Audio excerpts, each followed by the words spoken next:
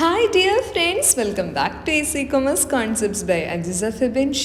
എല്ലാ കൂട്ടുകാർക്കും നമ്മുടെ വീഡിയോയിലേക്ക് സ്വാഗതം. എല്ലാവരും സുഖമായിട്ടിരിക്കാമെന്ന് വിശ്വസിക്കണോ?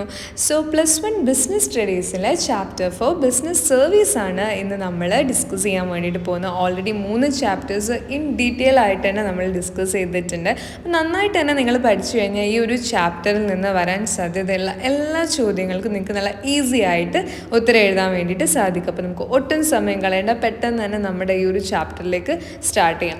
അതായത് ചാപ്റ്റർ നെയിം വന്നിട്ട് ബിസിനസ് സർവീസസ് എന്നാണ്. അപ്പോൾ എന്താണ് ബിസിനസ് സർവീസസ് എന്ന് നമ്മൾ അറിയണ്ടേ? ബിസിനസ് സർവീസസ് എന്ന് വെച്ചാൽ services are those identifiable but intangible activities that provide satisfaction of human wants. അതായത് ഹ്യൂമൻ വാണ്ട്സ് എന്ന് പറഞ്ഞാൽ മനുഷ്യന് ഒരുപാട് ആവശ്യങ്ങളുണ്ട് അല്ലേ? അപ്പോൾ ഇതെല്ലാം നമുക്ക് കിട്ടുക എന്ന് പറയുന്നത് ഇമ്പോർട്ടൻ്റ് ആയിട്ടുള്ള കാര്യം. അപ്പോൾ ഇതിൻ്റെ മീനിങ് പഠിച്ചിരിക്കേണ്ടത് വളരെ ഇമ്പോർട്ടൻ്റ് ആയിട്ടുള്ളൊരു കാര്യമാണ്. മീനിങ്ങും നേച്ചറും, അതായത് ഇൻടാഞ്ചിബിൾ ആയിട്ടുള്ള ഐഡൻറ്റിഫയബിൾ ആയിട്ടുള്ള, അതായത് നമുക്ക് സർവീസിന് എന്ത് ചെയ്യാൻ പറ്റില്ല, കാണാനൊന്നും വേണ്ടി പറ്റില്ല, പക്ഷേ നമുക്കതിനെ തിരിച്ചറിയാൻ വേണ്ടിയിട്ട് സാധിക്കും. വ്യത്യസ്തങ്ങളായിട്ടുള്ള ഹ്യൂമൻ വാണ്ട്സ് സാറ്റിസ്ഫൈ ചെയ്യാൻ വേണ്ടിയിട്ടാണ് ഈ ബിസിനസ് സർവീസ് എല്ലാം ഉള്ളത്. അതായത് ഓരോ ബിസിനസ്സിനും അവരുടെ പ്രവർത്തനങ്ങൾ നല്ല രീതിയിൽ മുന്നോട്ട് കൊണ്ടുപോകണമെങ്കിൽ മറ്റ് പല ടെറിഷറി ആയിട്ടുള്ള മറ്റ് പല സർവീസസും ആവശ്യമാണ്. So they provide utility to കസ്റ്റമേഴ്സിന് യൂട്ടിലിറ്റി പ്രൊവൈഡ് ചെയ്യുക എന്നുള്ളതാണ് ബിസിനസ് സർവീസിൻ്റെ ഒരു എയിം എന്ന് പറയുന്നത്. ഇനി ഇതിൻ്റെ നേച്ചറിലേക്ക് അടുക്കുകയാണെങ്കിൽ വളരെ ഇമ്പോർട്ടൻ്റ് ആണ്. 5 നേച്ചറായിട്ടാണത് പറയുക. ഒന്ന് ഇൻടാഞ്ചിബിലിറ്റി, നമുക്ക് ബിസിനസ് സർവീസസ് കാണാൻ വേണ്ടിയിട്ടൊന്നും പറ്റത്തില്ല, പക്ഷേ അതിൻ്റെ പ്രസൻസ് നമുക്ക് എന്ത് ചെയ്യാൻ പറ്റും, ഫീൽ ചെയ്യാൻ വേണ്ടിയിട്ട് സാധിക്കും. അത് ഇൻടാഞ്ചിബിൾ ആണ്, വിച്ച് കനോട്ട് ബി ടച്ച്ഡ്. പിന്നെ ഇൻകൺസിസ്റ്റൻസിയാണ്, അതായത് services have to be perform according to the demand of the consumers അല്ലെങ്കിൽ കസ്റ്റമേഴ്സിൻ്റെ ഡിമാൻഡ് അനുസരിച്ചിട്ടായിരിക്കും ആ സർവീസസിൻ്റെ ആ സർവീസസിനോടുള്ള ഒരു ഡിമാൻഡ് ഉണ്ടാവുകയുള്ളൂ. അതായത് എപ്പോഴും കൺസിസ്റ്റൻ്റ് ആണെന്ന് പറയാൻ വേണ്ടിയിട്ട് സാധിക്കില്ല, based on the customers demand. പിന്നെ ഇൻസെപ്പറബിലിറ്റി ഉണ്ട്, അതായത് ഈ ഒരു സർവീസിൻ്റെ പ്രൊഡക്ഷനും കൺസംഷനും നമുക്ക് സെപ്പറേറ്റ് ചെയ്യാൻ സാധിക്കില്ല. അത് പ്രൊഡ്യൂസ് ചെയ്യുന്ന സമയത്ത് തന്നെയാണ് അതിൻ്റെ കൺസംഷനും നടക്കുന്നത്. അപ്പോൾ ഞാൻ നിങ്ങളെ പഠിപ്പിക്കുന്ന സമയത്ത് തന്നെയാണ് നിങ്ങളത് സ്വീകരിക്കുന്നത്, റൈറ്റ്? അല്ലാതെ അതിനെ രണ്ടാക്കി നമുക്ക് വെക്കാൻ വേണ്ടി പറ്റില്ല.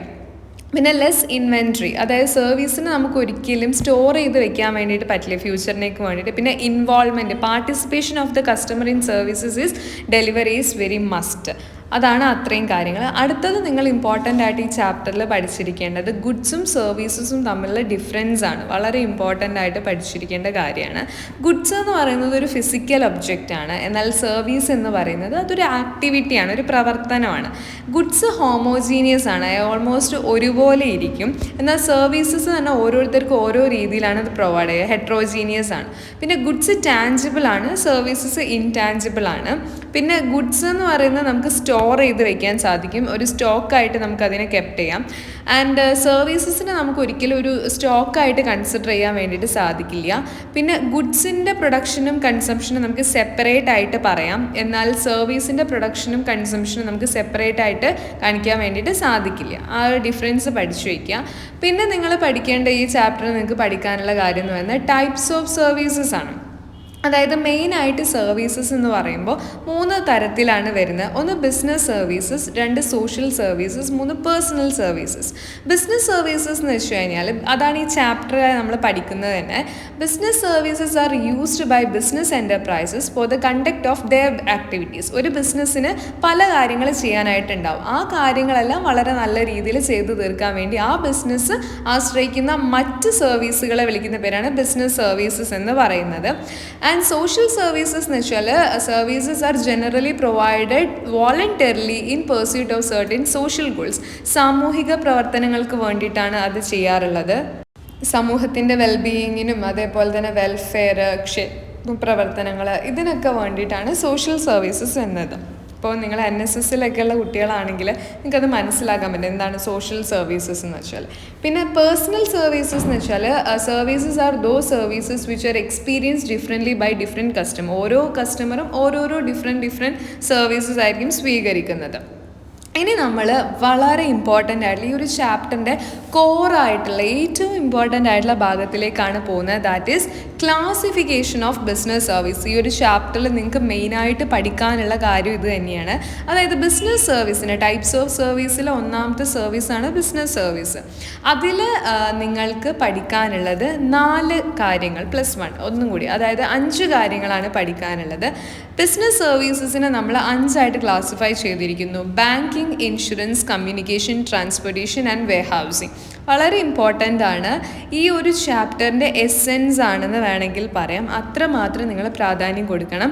ഓരോന്നിൻ്റെയും നമ്മൾ ഓരോന്നും സെപ്പറേറ്റ് ആയിട്ട് പറയുന്നുണ്ട്. Banking, insurance, communication, transportation and warehousing. നമുക്ക് ഓരോന്നിൻ്റെയും മീനിങ്ങും ടൈപ്സ് ഒക്കെ നോക്കാം. ആദ്യം നമ്മൾ നോക്കാൻ വേണ്ടി പോകുന്ന ബാങ്കിങ്.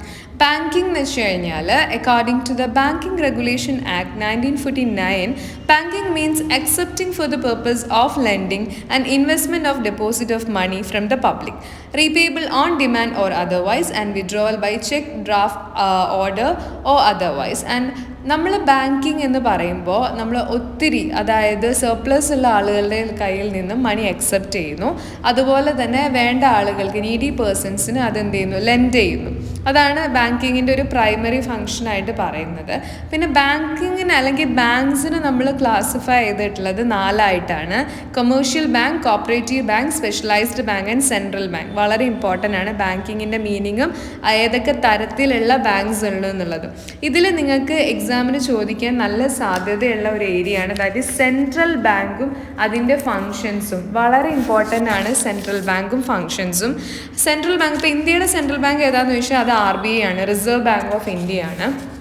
അപ്പോൾ the central bank supervises, control, regulates the activities of all the commercial banks of the country. ഒരു രാജ്യത്തുള്ള എല്ലാ കമേഴ്ഷ്യൽ ബാങ്ക്സിനെയും കൺട്രോൾ ചെയ്യുക, റെഗുലേറ്റ് ചെയ്യുക, സൂപ്പർവൈസ് ചെയ്യുന്ന ബാങ്കാണ് എന്ത്, സെൻട്രൽ ബാങ്ക് എന്ന് പറയുന്നത്. And it is also act as a government bank. അതായത് ഗവൺമെൻറ്റിൻ്റെ ബാങ്കായിട്ട് പോലും സെൻട്രൽ ബാങ്ക് കൺസിഡർ ചെയ്യുന്നുണ്ട്.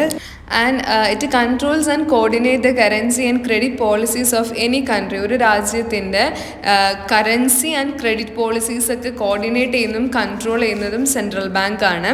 പിന്നെ നിങ്ങൾ പഠിച്ചിരിക്കേണ്ട ഇമ്പോർട്ടൻ്റ് ആയിട്ടുള്ളൊരു കാര്യമാണ് RBIയുടെ ഫങ്ഷൻസ് അല്ലെങ്കിൽ സെൻട്രൽ ബാങ്കിൻ്റെ ഫങ്ഷൻസ്. 6 ഇമ്പോർട്ടൻറ്റ് ഫങ്ഷൻസ് ആണുള്ളത്.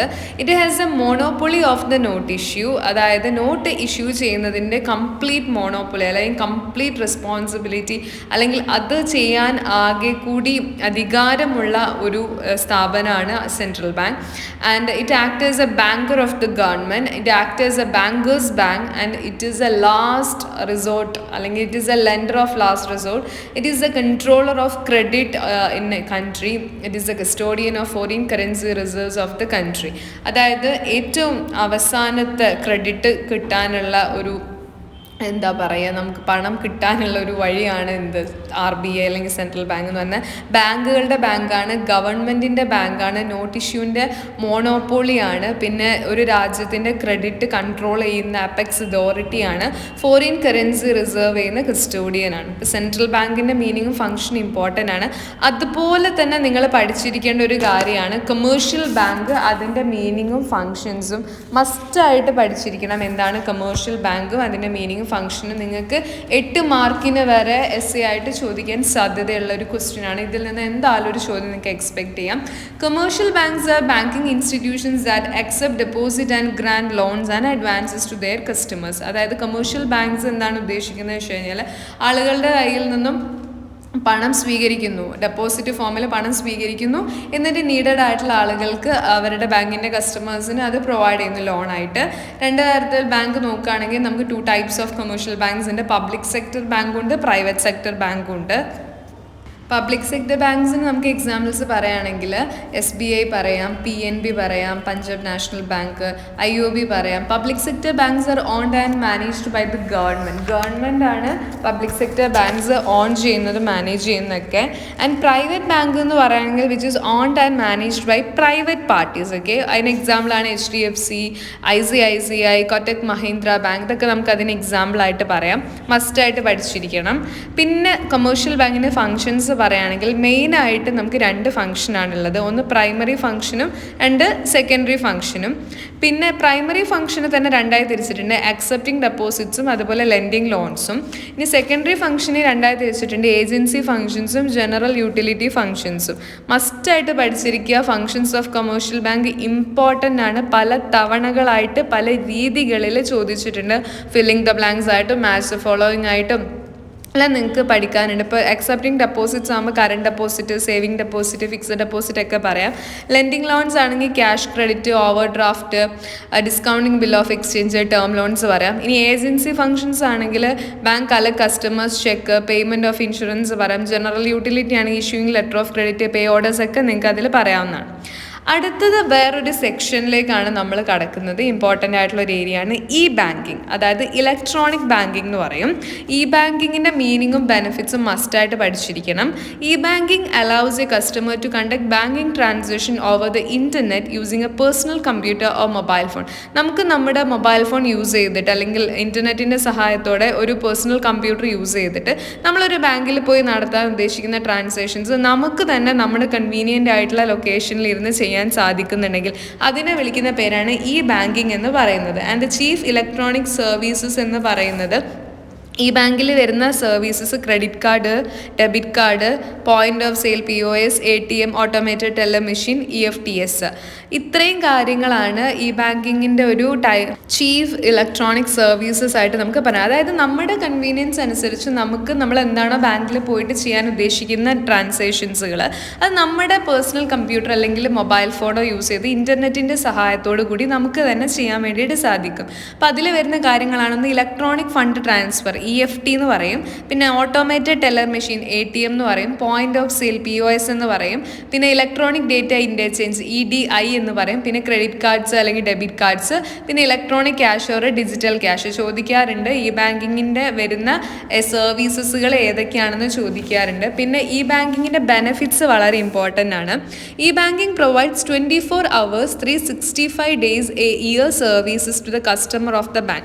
ഒരു ബാങ്കിൻ്റെ കസ്റ്റമർക്ക് 24 മണിക്കൂറും 365 ദിവസം അവരുടെ ഈ ബാങ്കിങ് സർവീസസ് പ്രൊവൈഡ് ചെയ്യുന്നുണ്ട്. പിന്നെ customers can make transactions from office or house or while travelling. നമ്മൾ യാത്ര ചെയ്യുമ്പോഴോ അല്ലെങ്കിൽ നമ്മൾ വീട്ടിലിരിക്കുമ്പോഴോ അല്ലെങ്കിൽ നമ്മൾ ഓഫീസിലിരിക്കുമ്പോഴോ നമ്മൾ എവിടെയാണോ ഉള്ളത് ആ ഒരു സ്ഥലത്ത് വെച്ച് തന്നെ നമുക്ക് നമ്മുടെ കൺവീനിയൻസിനനുസരിച്ച് ട്രാൻസാക്ഷൻസ് നടത്താവുന്നതാണ്. And it creates A sense of financial discipline. നമുക്ക് തന്നെ നമ്മുടെ സാമ്പത്തികമായിട്ടുള്ളൊരു അച്ചടക്കം ഉണ്ടാക്കിയെടുക്കാൻ വേണ്ടി ഇതിലൂടെ സാധിക്കും. കാരണം നമുക്ക് എത്ര രൂപ നമ്മുടെ അക്കൗണ്ടിലുണ്ട്, എത്ര രൂപ ഓരോരോ കാര്യങ്ങൾക്ക് വേണ്ടി നമ്മൾ ഉപയോഗിക്കുന്നുണ്ടെന്നൊക്കെ നമുക്ക് തന്നെ വളരെ കൃത്യമായിട്ട് സിസ്റ്റമാറ്റിക് ആയിട്ട് അറിയാൻ സാധിക്കും. അത് നല്ലൊരു ഫിനാൻഷ്യൽ ഡിസിപ്ലിനിലേക്ക് നമ്മളെ നയിക്കും. പിന്നെ കസ്റ്റമറിന് ഒരു ഗ്രേറ്റർ സാറ്റിസ്ഫാക്ഷൻ കിട്ടാനുള്ള ഒരു സാധ്യതയുണ്ട്. Because unlimited access to the bank ഒത്തിരി ഓഫറിങ്സ് കൊടുക്കുന്നുണ്ട്. And e banking provides competitive advantage to the bank. ഒത്തിരി മറ്റ് ബാങ്കുകൾ പ്രൊവൈഡ് ചെയ്യാത്ത ഒരുപാട് ഫെസിലിറ്റീസ് ഈ ബാങ്കിങ്ങിൽ വരുന്നത് കൊണ്ട് തന്നെ അതിൻ്റേതായിട്ടുള്ളൊരു അഡ്വാൻറ്റേജസ് ഉണ്ട്. നമ്മൾ ബാങ്കിൽ പോയിട്ട് ക്യൂ നിൽക്കുക അങ്ങനത്തെ പ്രശ്നങ്ങളൊന്നും തന്നെ അവിടെ വരുന്നില്ല. അപ്പോൾ ഈ ബാങ്കിങ്ങും അതിൻ്റെ ബെനിഫിറ്റ്സ് നന്നായിട്ട് പഠിക്കാം. ബാങ്കിങ് കഴിഞ്ഞാൽ പിന്നെ രണ്ടാമത് വരുന്ന ബിസിനസ് സർവീസാണ് ഇൻഷുറൻസ് എന്ന് പറയുന്നത്. അതായത് നമുക്കറിയാം നമ്മുടെ ലൈഫാണെങ്കിലും നമ്മുടെ പ്രോപ്പർട്ടി ആണെങ്കിലും എല്ലാം വളരെ റിസ്ക് റിലേറ്റഡ് ആയിട്ടുള്ള കാര്യങ്ങളാണ്.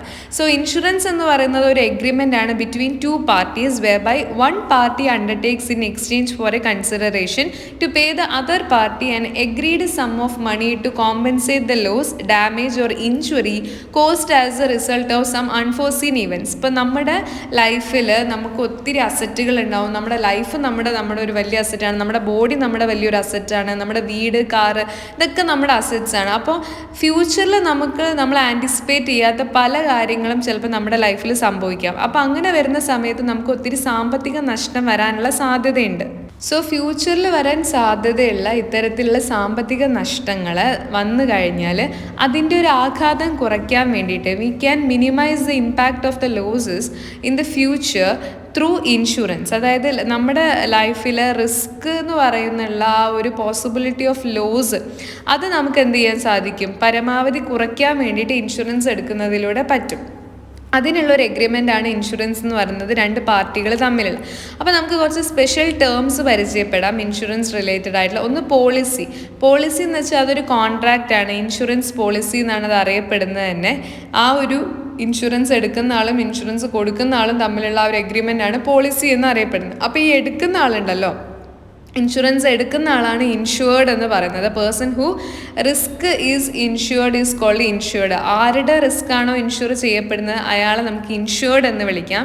ആരാണോ ഈ ഒരു ഇൻഷുറൻസ് കൊടുക്കുന്നത്, ഈ ഒരു കവറേജ് പ്രൊവൈഡ് ചെയ്യുന്നത്, അവരെ നമുക്ക് ഇൻഷുറർ എന്ന് വിളിക്കാം. Most of the cases insurance കമ്പനിയാണ് ഇൻഷുറർ ആയിട്ട് മാറുക. So which insures the risk of loss is known as insurer. പിന്നെ നിങ്ങൾ പഠിക്കേണ്ടത് ഒരു ടേമാണ് പ്രീമിയം എന്ന് പറയും. അതായത് ഈ ഒരു ഇൻഷുറൻസ് എടുക്കാൻ വേണ്ടിയിട്ടുള്ള ഒരു consideration pay by insured is known as premium. Insurance കമ്പനിയിലേക്ക് ഇൻഷുർഡ് പേ ചെയ്യുന്ന ഒരു കൺസിഡറേഷൻ ആണ് എന്ത്, പ്രീമിയം എന്ന് പറയുന്നത്. അപ്പോൾ ഈ ടേംസ് നന്നായിട്ട് പഠിക്കാം.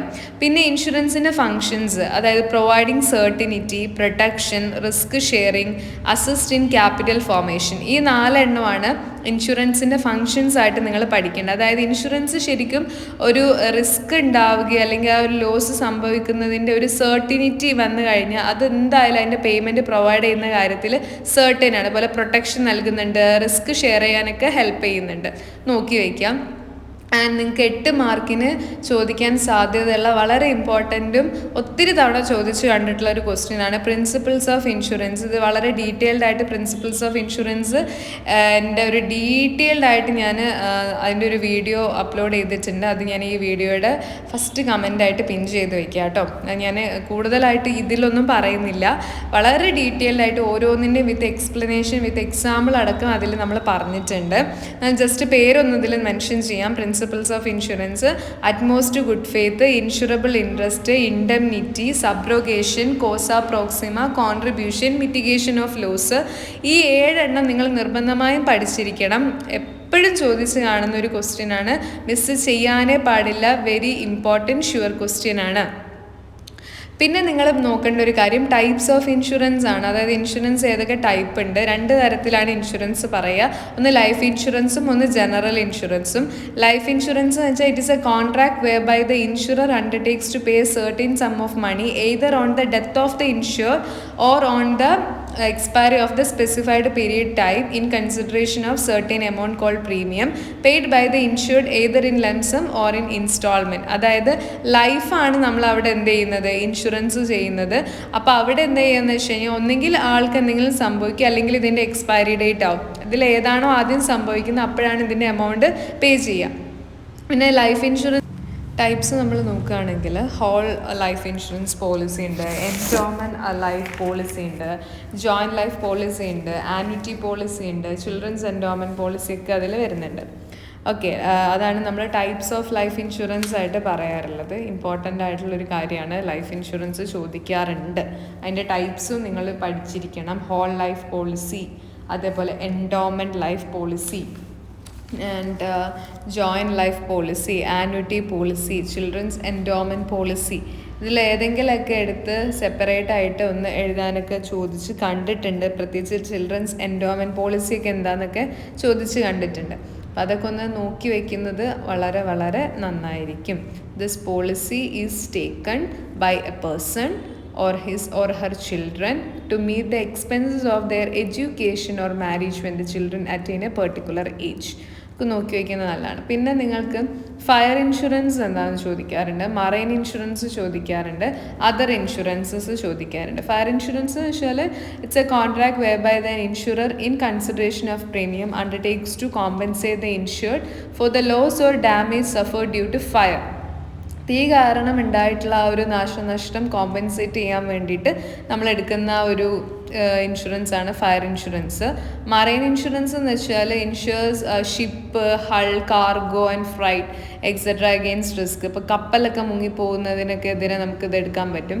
അത് തന്നെ 3 തരത്തിലുണ്ട്: ship or hull insurance, cargo insurance, freight insurance, അങ്ങനെ 3 എണ്ണം വരുന്നുണ്ട്. അതർ ഇൻഷുറൻസിൽ വരുന്നതാണ് motor vehicle insurance, health insurance, fidelity insurance, burglary insurance ഒക്കെ അതിൽ വരാറുണ്ട്. അതിൻ്റെയൊക്കെ ഒരു ഡിഫറൻസും പഠിച്ചു വയ്ക്കുന്നത് നന്നായിരിക്കും. പിന്നെ കമ്മ്യൂണിക്കേഷൻ സർവീസസ് ആണ്. അത് നിങ്ങളിപ്പോൾ നമ്മൾ ഇൻഷുറൻസ് പറഞ്ഞു, ബാങ്കിങ് പറഞ്ഞു, മൂന്നാമത്തെയാണ് കമ്മ്യൂണിക്കേഷൻ. വളരെ ഇമ്പോർട്ടൻ്റ് ആണ് കമ്മ്യൂണിക്കേഷൻ. പല രീതിയിലാണ് ചോദ്യങ്ങൾ വരാം. Communication services are helpful to business for the establishing links with outside world like suppliers, customers, competitors etcetera. അതായത് നമ്മുടെ സ്ഥാപനത്തിന് പുറമെ ഒത്തിരി പേരുണ്ട്, അവരുമായിട്ട് നമുക്ക് എന്ത് ചെയ്യണം, ആശയവിനിമയം നടത്താനുണ്ട്, അവരുമായിട്ടൊരു ലിങ്ക് നമുക്ക് എന്ത് ചെയ്യണം, സൂക്ഷിക്കാനായിട്ടുണ്ട് ഔട്ട്സൈഡ് വേൾഡുമായിട്ട്. സോ അതിനു വേണ്ടി സഹായിക്കുന്നതാണിത്. So main services which helps in business is classified into postal and telecom. Postal സർവീസസും ടെലികോം സർവീസസാണ് അതിൽ മെയിനായിട്ട് വരുന്നത്. സോ പോസ്റ്റൽ സർവീസസ് എന്ന് പറയുകയാണെങ്കിൽ Indian post and telegraph department provides various postal services across India. ഇന്ത്യയിൽ മുഴുനീളം പല വ്യത്യസ്ത രീതിയിൽ പോസ്റ്റൽ സർവീസസും ടെലിഗ്രാഫ് ഡിപ്പാർട്ട്മെൻറ്റും എല്ലാം പ്രവർത്തിക്കുന്നുണ്ടായിരുന്നു. And in various facilities provided by postal department എന്ന് പറഞ്ഞാൽ ഫിനാൻഷ്യൽ ഫെസിലിറ്റീസ് പ്രൊവൈഡ് ചെയ്യുന്നുണ്ട്. പിന്നെ വരുന്നതാണ് മെയിൽ ഫെസിലിറ്റീസ് പ്രൊവൈഡ് ചെയ്യുന്നുണ്ട്. പിന്നെ അലൈഡ് പോസ്റ്റൽ സർവീസസ് വരുന്നുണ്ട്. ഫോർ എക്സാമ്പിൾ ഗ്രീറ്റിംഗ് പോസ്റ്റ്, പിന്നെ media post, speed post, bill post, courier services, ഇതൊക്കെ അലൈഡ് പോസ്റ്റൽ സർവീസസിൽ വരുന്നുണ്ട്. സോ കമ്മ്യൂണിക്കേഷൻ സർവീസസ് പറയുമ്പോൾ ഒന്നാമതായിട്ട് നിങ്ങൾക്ക് പോസ്റ്റൽ സർവീസ് പറയാം. അതിൽ തന്നെ നിങ്ങൾക്ക് financial facilities, mail services, allied postal services ഒക്കെ മെൻഷൻ ചെയ്യാവുന്നതാണ്. അപ്പോൾ ഒന്നും വിട്ട് കളയരുത്, എല്ലാം നോക്കി വെച്ചേക്കണം. എങ്കിലേ മുഴുവൻ മാർക്ക് A+ എന്നുള്ള നിങ്ങളുടെ ആ ഒരു സ്വപ്നത്തിലേക്ക് നിങ്ങൾക്ക് എത്തിച്ചേരാൻ വേണ്ടി പറ്റുള്ളൂ. നമ്മൾ ഏത് ഭാഗം മിസ് ചെയ്യുന്നോ ആ ഭാഗത്തു നിന്ന് ചോദ്യം വരാനുള്ള സാധ്യത ഉണ്ട്. അപ്പോൾ ഒന്നും നമ്മുടെ കൺവട്ടത്ത് നിന്ന് പോകാൻ പാടില്ല. എല്ലാ ഭാഗത്തും നിങ്ങൾ എന്ത് ചെയ്യണം, ശ്രദ്ധയോടുകൂടി നോക്കിയിട്ട് അത് മനസ്സിലാക്കി ഞാൻ പഠിച്ചിട്ടുണ്ടെന്ന് ഉറപ്പ് വരുത്തണം. അടുത്തത് നിങ്ങൾ പഠിക്കേണ്ട ഒരു ഏരിയ എന്ന് പറയുന്നത് ഈ പോസ്റ്റൽ കഴിഞ്ഞിട്ട് ടെലികോം സർവീസ്. കമ്മ്യൂണിക്കേഷൻ പറയുമ്പോൾ കമ്മ്യൂണിക്കേഷൻ സർവീസസിൽ വരുന്ന ഒന്നാണ് ടെലികോം സർവീസസ്. അതിൽ വരുന്ന വേരിയസ് സർവീസസ് ആണ് cellular mobile services, radio paging services, fixed line services, cable services, VSAT services. VSATൻ്റെ ഫുൾ ഫോം ഒക്കെ ചോദിച്ചിട്ട് കാണാറുണ്ട്. VSAT ആണ്. അപ്പോൾ വെരി സ്മോൾ അപ്പർച്ചർ ടെർമിനൽ എന്നാണ്. പിന്നെ DTH സർവീസ് വെച്ചാൽ ഡയറക്റ്റ് ടു ഹോം എന്നാണ് അതിൻ്റെ ഫുൾ ഫോം വരുന്നത്. അപ്പോൾ മെയിനായിട്ട് നിങ്ങൾ പോസ്റ്റലും അതേപോലെ ടെലികോമും നന്നായിട്ട് നോക്കുക. പോസ്റ്റലിൻ്റെ മീനിങ്, അതിൽ വരുന്ന കാര്യങ്ങൾ, ടെലികോമിൽ വരുന്ന സർവീസസ് ഒക്കെ നന്നായിട്ട് നോക്കിക്കോളാം. Match the following, filling the blanks, അതുപോലെ തന്നെ മൾട്ടിപ്പിൾ ക്വസ്റ്റ്യൻസ്, ഒബ്ജക്റ്റീവ് ക്വസ്റ്റ്യൻസിലൊക്കെ നിങ്ങൾക്ക് എക്സ്പെക്റ്റ് ചെയ്യാവുന്നതാണ്. അതിനുശേഷം നമ്മൾ നാലാമതായിട്ട് പഠിക്കാൻ പോകുന്ന ഏരിയയാണ് ട്രാൻസ്പോർട്ടേഷൻ. ട്രാൻസ്പോർട്ടേഷൻ നാലാമത്തെ ബിസിനസ് സർവീസാണ്. Transport refers to the activity that facilitates physical movement of goods and individuals from one place to another. അതായത് ഒരു സ്ഥലത്തു നിന്ന് വേറൊരു സ്ഥലത്തേക്ക് ഗുഡ്സും ഇൻഡിവിജ്വൽസൊക്കെ ഫിസിക്കൽ മൂവ്മെൻറ്റ് നടത്താനുള്ള ഫെസിലിറ്റേഷൻ പ്രൊവൈഡ് ചെയ്യുന്നതാണ് എന്ത്, ദാറ്റ് ആ ഒരു ഫെസിലിറ്റി പ്രൊവൈഡ് ചെയ്യുന്നതാണ് ട്രാൻസ്പോർട്ട്, ഗതാഗതം എന്ന് പറയുന്നത്. ട്രാൻസ്പോർട്ടേഷൻ പ്രൊവൈഡ് ചെയ്യുന്ന ഒരു വലിയൊരു ഹെൽപ്പ് എന്ന് വെച്ചാൽ which removes the hindrance of place. സ്ഥലങ്ങൾ തമ്മിലുള്ള ആ ഒരു പ്രശ്നം അല്ലെങ്കിൽ ആ ഒരു ഹിൻഡ്രൻസ് നമുക്ക് എന്ത് ചെയ്യാൻ പറ്റും, ഇതുവഴി റിമൂവ് ചെയ്യാൻ പറ്റും. പിന്നെ ട്രാൻസ്പോർട്ടിൻ്റെ ഫങ്ഷൻസ് ഒക്കെയാണ് which helps to movement of goods and materials from one place to another, helps in stabilisation of helps in electronic development of the country, helps in stabilization of prices, helps in national and international trade, facilitates large scale production, generates employment opportunities, increases growth of towns and cities, connects all parts of the world. ഇതൊക്കെ ട്രാൻസ്പോർട്ടേഷൻ്റെ merits ആണ്, functions ആണ് ഒക്കെ നമുക്ക് പറയാം. ഒരു സ്ഥലത്ത് നിന്ന് വേറൊരു സ്ഥലത്തേക്ക് പോകാൻ പറ്റുക അല്ലെങ്കിൽ സാധനങ്ങളെ കൊണ്ടുപോകാൻ പറ്റുക എന്ന് പറയുന്നത് ഇമ്പോർട്ടൻ്റ് ആയിട്ടുള്ളൊരു കാര്യം തന്നെയാണ്. ബിസിനസ്സിനെ സംബന്ധിച്ചിടത്തോളം movement of goods and services, goods and people എന്ന് പറയുന്നത് വളരെ ഇമ്പോർട്ടൻ്റ് ആയിട്ടുള്ളൊരു കാര്യമാണ്. അപ്പം അതിനെ ഫെസിലിറ്റേറ്റ് ചെയ്യുന്ന ഒരു ഫംഗ്ഷനാണ് ബിസിനസ് സർവീസാണ് ട്രാൻസ്പോർട്ടേഷൻ. പിന്നെ അതിൻ്റെ ടൈപ്സ് നോക്കണമെങ്കിൽ മെയിൻലി 3 ടൈപ്സ് ഓഫ് ട്രാൻസ്പോർട്ടേഷൻ ആണുള്ളത്. Land transport, water transport and air transport. Land ട്രാൻസ്പോർട്ടിൽ തന്നെ 3 എണ്ണം വരുന്നുണ്ട്. Road transport, rail transport, pipe line transport. Water ട്രാൻസ്പോർട്ടിൽ 2 എണ്ണമാണ് വരുന്നത്. ഇൻലാൻഡ് വാട്ടർ ട്രാൻസ്പോർട്ടും ഓഷ്യൻ ട്രാൻസ്പോർട്ടും. പിന്നെ എയർ ട്രാൻസ്പോർട്ടിൽ വരുന്ന 2 എണ്ണമാണ് ഡൊമസ്റ്റിക്കും ഇൻ്റർനാഷണലും. അപ്പോൾ ഇത്രയും കാര്യങ്ങളാണ് നിങ്ങൾ ഈ ബിസിനസ് സർവീസ് എന്നുള്ള ഒരു ചാപ്റ്ററിൽ പഠിക്കുന്നത്. പിന്നെ വെയർഹൗസിംഗ് ഉണ്ട്. Warehousing means holding or preventing goods in huge quantities from the time of their purchase or production till their consumption. Warehousing creates time utility. അത് ഒരു ഡിലീറ്റഡ് പോർഷൻ ആയതുകൊണ്ടാണ് അതിനെക്കുറിച്ച് കൂടുതൽ പറയാത്തത്. എന്നാലും വെയർഹൗസിംഗ് ഒരു ബിസിനസ് സർവീസസ് ആണ്. അപ്പോൾ ബിസിനസ് സർവീസസ് എന്തൊക്കെയാണെന്ന് വെച്ച് കഴിഞ്ഞാൽ ഫസ്റ്റ് ബാങ്കിങ്, പിന്നെ നമ്മൾ ഇൻഷുറൻസ് പറഞ്ഞു, പിന്നെ കമ്മ്യൂണിക്കേഷൻ, പിന്നെ ട്രാൻസ്പോർട്ടേഷൻ, വെയർ ഹൗസ്, ഇങ്ങനെ 5 എണ്ണമാണ് ബിസിനസ് സർവീസസിൽ വരുന്നത്. വളരെ ഇമ്പോർട്ടൻ്റ് ആണ്. Banking removes the hindrance of finance and insurance removes the hindrance of risk and communication removes the hindrance of knowledge and transport removes the hindrance of place and warehousing removes the hindrance of time. ഇത് maths following ആയിട്ട് പല പ്രാവശ്യം കണ്ടിട്ടുള്ള question ആണ്. So ഇത്രയാണ് നമ്മുടെ ഈ ഒരു 4ാമത്തെ ചാപ്റ്റർ ബിസിനസ് സർവീസിൽ നിങ്ങൾക്ക് പഠിക്കാനുള്ള കാര്യങ്ങൾ ഇൻ ഡീറ്റെയിൽ ആയിട്ട് നമ്മളെല്ലാം പറഞ്ഞിട്ടുണ്ട്.